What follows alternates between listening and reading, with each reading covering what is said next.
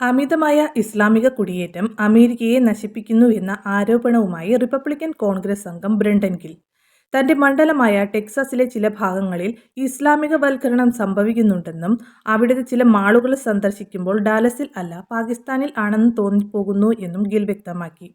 Real Americas വോയിസിന് നൽകിയ അഭിമുഖത്തിൽ സംസാരിക്കവെയായിരുന്നു ഗില്ലിന്റെ ഈ പ്രസ്താവന.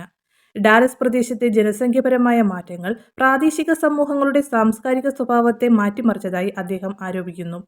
അമിതമായ ഇസ്ലാമിക കുടിയേറ്റം നാം സ്നേഹിക്കുന്ന അമേരിക്കയെ നശിപ്പിക്കുന്നു എന്നും തലമുറകളായി താമസിച്ചു വന്നിരുന്ന കുടുംബങ്ങളുടെ ഉടമസ്ഥതയിലുള്ള സ്ഥലങ്ങൾക്ക് സമീപം പെട്ടെന്ന് പള്ളികൾ പൊട്ടിമുളയ്ക്കുന്നു, അതിനു പിന്നാലെ അവിടെയുള്ള ജനങ്ങളെല്ലാം മതം മാറ്റത്തിലേക്ക് നയിക്കപ്പെടുന്നു, അതുകൊണ്ടാണ് ആ പ്രദേശത്ത് ഇസ്ലാമികവൽക്കരണം നടക്കുന്നതായി ഞാൻ പറയുന്നു എന്നതാണ് ഗില്ലിന്റെ വാദം.